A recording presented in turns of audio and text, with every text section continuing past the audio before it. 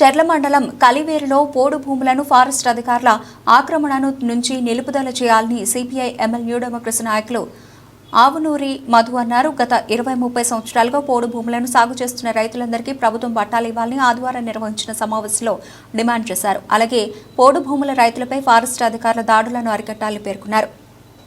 సేద్యం చేయకుండా ఆగినటువంటి ఒక పరిస్థితి, సేద్యం చేసేటువంటి ఈ భూముల్ని దౌర్జన్యంగా ఫారెస్ట్ వాళ్ళు చట్టవిరుద్ధంగా అప్రజాస్వామికంగా ఆక్రమించడం అనేటువంటిది జరుగుతున్నది. అయితే ఈనాటికి కూడా ప్రభుత్వం వీటికి పట్టాలు ఇవ్వకుండా ఫారెస్ట్ వాళ్ళు అడ్డు తగులుతున్నటువంటి ఒక స్థితి కూడా ఉన్నది.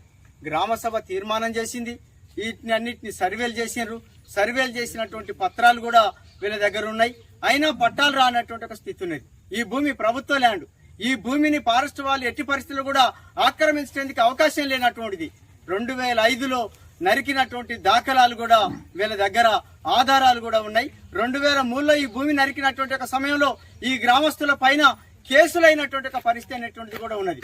అయినా ఇప్పటికీ ఫారెస్ట్ వాళ్ళు దౌర్జన్యంగా ఈ భూములలో మొక్కలు పెట్టడానికి ప్రయత్నం చేస్తున్నారు. ఇట్లాంటి ఒక చర్యల్ని ఫారెస్ట్ వాళ్ళు ఉపసంహరించాలని చెప్పి మేము డిమాండ్ చేస్తున్నాం.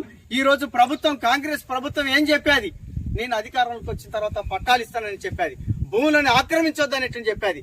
ప్రభుత్వ పద్ధతులకి, ప్రభుత్వ విధానాలకి భిన్నంగా ఇక్కడ ఉండేటువంటి ఒక రేంజరు, ఇక్కడ ఫారెస్ట్ అధికారులు కొంతమంది కుమ్మక్కై వాళ్ళకి నిధులు వచ్చాయని చెప్పి ఆ నిధులలో అవినీతి వాళ్ళకు ఉన్నది కాబట్టి, వాళ్ళకి లాభాలు ఉన్నాయి కాబట్టి ఆదివాసీలకి జీవనాధారమైనటువంటి ఈ భూముల్ని ఆక్రమించేటువంటి ఒక చర్యల్ని చేపట్టడం అనేటువంటిది సరికాదని చెప్పి మేము ప్రకటిస్తున్నాం. ఇప్పటికైనా ఈ భూమి మీదకి రాకుండా ఆలోచించమని చెప్పి ఫారెస్ట్ అధికారులను కోరుతున్నాం. మొక్కలు పెట్టేటువంటి ఒక పరిస్థితి వస్తే మాత్రం